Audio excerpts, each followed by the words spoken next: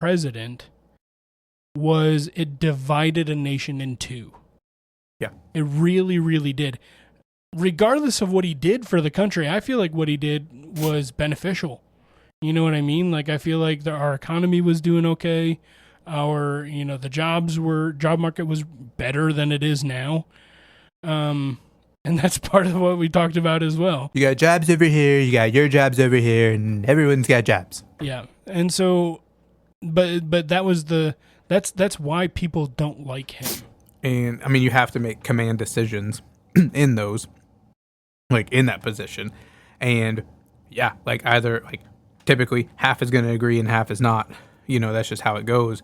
That's why we've even talked about it like episodes ago, but just like how you almost have to look at it now of like, where do you fall like economically and how are you impacted economically? And that's where you really have to, and of course religion plays a part in that too. Like I won't discredit that at all, but that's really where like, when it comes to decision making and who you side with or who you like want to engage in or whatever, party you, whatever, politically, like that's where it all comes into play is like, how does this affect me or how does this affect everybody else? And it's never going to be the same.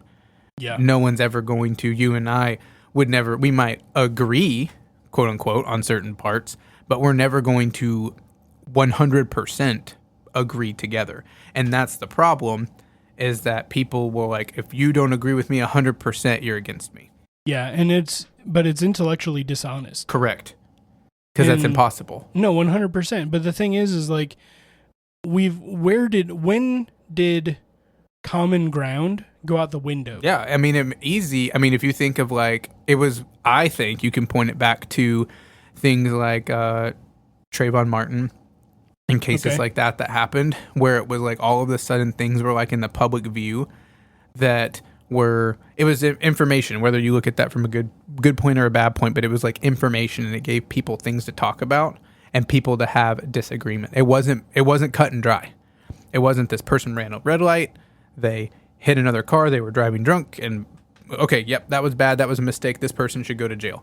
It was like, well, we got surveillance footage of him at the gas station. They're like, oh yeah, well he was buying this and this. And they're like, well, that's not what this said. Like all of a sudden it became, there was differences of opinions. And then it was like, now there's these people that believe that this is the right and these people that believe this is the right. And now that's it. Well, and that's the thing. Like there's no, on top of there is no more common ground.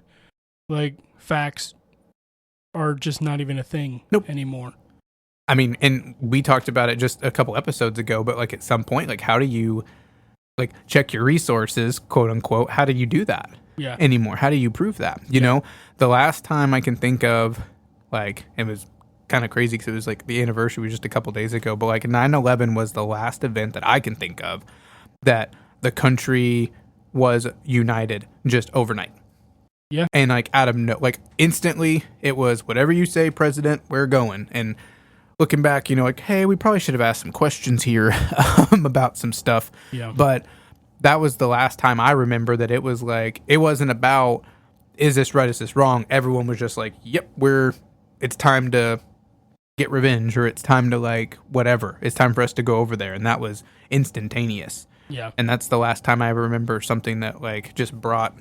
Yeah, that unified a country. Yeah, overnight. Yeah. Just like that. I mean, and I guess that's the thing is like, is it righteous to unify a country against another? You know what I mean? But who knows? And that's where the morals come in. Yeah. And that's where it's like, that's the hard part. And looking back, I remember people saying things like at my church and, and horrible things about people. Yeah. Just because they were across the globe, across the pond, they were saying across the pond. But just because they didn't see those people, but they were like, oh yeah, they deserve this and this. And I remember being 11 and I was like, that seems really bad. Yeah. Yeah. And like, I just think and people hate to be questioned. And that's the part that I like love about our friendship and really dislike about people that I know is because Yeah.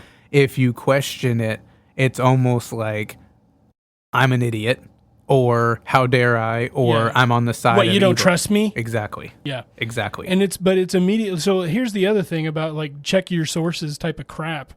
Like when we're having a freaking conversation about something, you're just going to pull up Google and fact check me? No. Right. No. Nobody even checks for, I mean, do you go home and fact check a conversation that you've had today? Right, and send them the notes. Absolutely not. Pull this up in Python. And so like it's kind of ridiculous to have like, oh, you better check your sources during a conversation. I agree. Because anytime like people are having a conversation, it's a matter of opinion.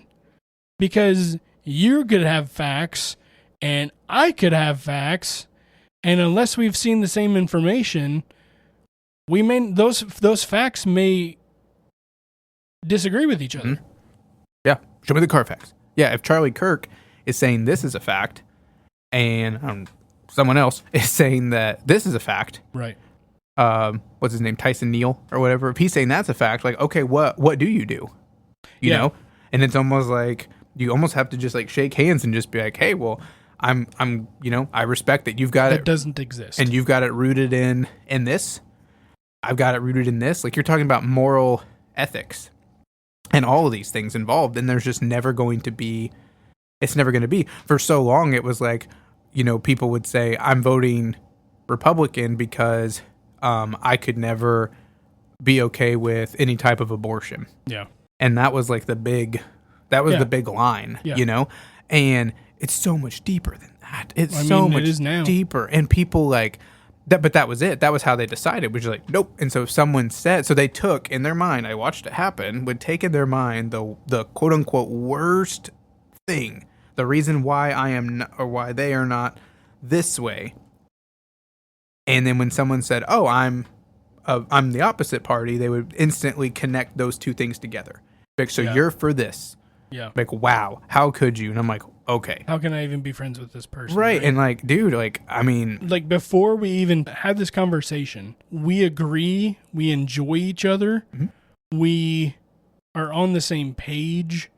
I mean, socially, until someone brings up a belief system or a stance on something, and then there's just, like I said, there's no more common ground. No, there's nothing that you can just disagree about and still be okay. And there's people I know, like on a very personal level, that it's almost like they are waiting for someone to, and they bait them and wait for them to use something to be like, well, that's why I could never blah, blah, blah. And then they're like, oh, now you're going against this. And then it's like all bets are off. Yeah. And they just get to say whatever they want and think that there's no consequences to that. And I was like, no, like, you have a moral obligation as a human, and to say those things, like, I'm like, you're at fault for that. Like, that wasn't their fault. Like, that was, you reacted that way. You brought that on. That was your fault.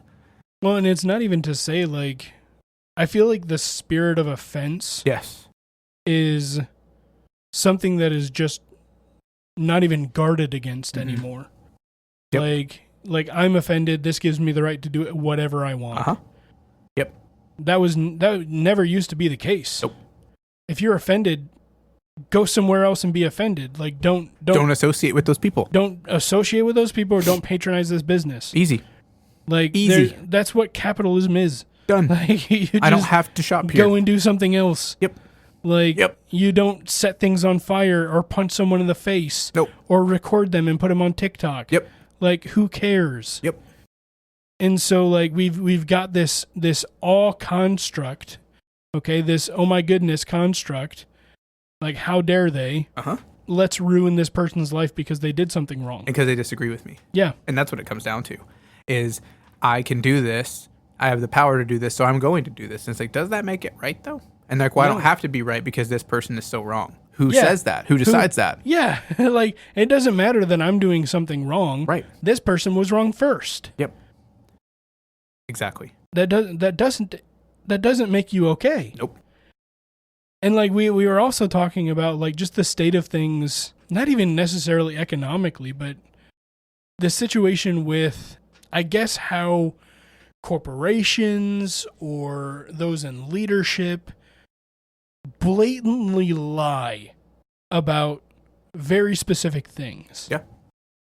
So one of those lies, number one, that just ticks me off to no end, is with full and utter assurance, a college will tell you absolutely 100% this form of higher education is going to be worth it for you, because as soon as you leave, as soon as you get your bachelor's degree, as soon as you get your master's, $700,000 job right here for you. Yep. It's waiting at the doorstep. You're on the precipice of the next years of your life, my friend. Come on down. They say that with utter confidence. Sure. Meanwhile, letting you just rack up get debt. into debt. Yeah. Like that most people never ever get out of. How could you not even to think in like the age range, like there are certain states that most states wouldn't let you buy a house until like a certain age. You know what I mean? But you could enter into one of those college agreements before that, and that's fine. You can get into $40,000 worth of debt. Right. And Today. Yeah. And for the next 4 years of your life, learn about something that you'll never use. And it's so like, to me, there's no security in that, because we don't know what the job market does in 4 years. Mm-hmm. That's terrifying. You're going to dedicate 4 years of your life. Like right now we need nurses. Well, right. We'll always need nurses. So let's do it. What if AI takes over nurses and we never need them again? Right. So you just went to school for what? Like, sorry, but here's your debt. Mundane activities. And they're like, oh, we'll go to trades, go do this. And it's like, yeah, I could do that, but what if that gets taken away? Like, there's no one guiding you and having a sit down meeting with you every week or every month and being like, let's look at what the market's doing. Here's a job I think you could apply for today, Matt, actually, with your education. You might be able to do that. With you being in college right now, you could get this job. Yep. And like, I'm not just saying that. We are getting this directly from the company. Right. Okay? Yeah. That would be something that would be useful. Agreed. But that's not what happens. No. They just tell you in utter confidence, oh, yeah, absolutely. $60,000 paying job right out the gate. And no experience needed. And it's the way that they, like, we've used this phrase before, but they just tie a bow on stuff. And that comes with anything. It'd be like, refinance your home. Today, your home is worth this much. You could borrow against it. They don't say that, but like, we can give you $50,000 in cash right now. You go, okay. And so you take that, you go against it, but it's going against your house, like, that the bank owns, not you anyway. So they're just asking you to borrow the money that you've already put into, like, it just makes it, you're borrowing against something you've borrowed to get. Then it makes absolutely no sense. But they tie a bow on it. They're like, oh yeah, you want to do a HELOC? Yeah, let's do a HELOC. That's what, home equity line of credit. You're going to be able to fix this up. You got some other debts. You want to pay off your student debts. This is a great way to do it. Do that. We just tack it on your mortgage. It'll be like $200 extra a month. You won't even notice it. They just tie a bow on it, dude. And then something happens. Now you want to sell your house. Well, guess what? You got to pay back first. Instantly. Yeah. Like the science doesn't make sense. It doesn't add up ever. Well, and not only that, like, people are, like, you were talking about buying a house and stuff, like, that's not even considered to be a good idea anymore. No. Like, I mean, because what 150 bought you 3 years ago does not get you the same now. Mm-mm. And the interest rate, yes, can be a little more, depending on where you go. It's going to be higher than it was back then, but it wasn't a slow movement, if that makes sense. There wasn't like, okay, 150 gets you this. And then like slowly over time, it was like, well, 150 gets you, instead of 3 bedrooms, it gets you 2. Instead of 2, it gets you 1. It was just like, hey, it's a rapid drop off. 150 now gets you 1,000 square feet, 1 bathroom, 3 bedrooms, a fenced in backyard if you're lucky. Like, that's what you get now. They're, oh, I don't get a basement? No. Yeah. Oh, I don't get a second story? No. We're lucky what we got. I don't get a garage? No. Like, those things just, you do have to find kind of the diamond in the rough, so to speak. And it's not that it doesn't exist out there, but it's a lot smaller. And unfortunately, they're not making, is a hot take too, they're not making these, let's make really nice houses at that rate that people are still looking for. Like, no, we're going to make $500,000 homes that people are going to have to borrow. They're going to have to pull both incomes maybe 3.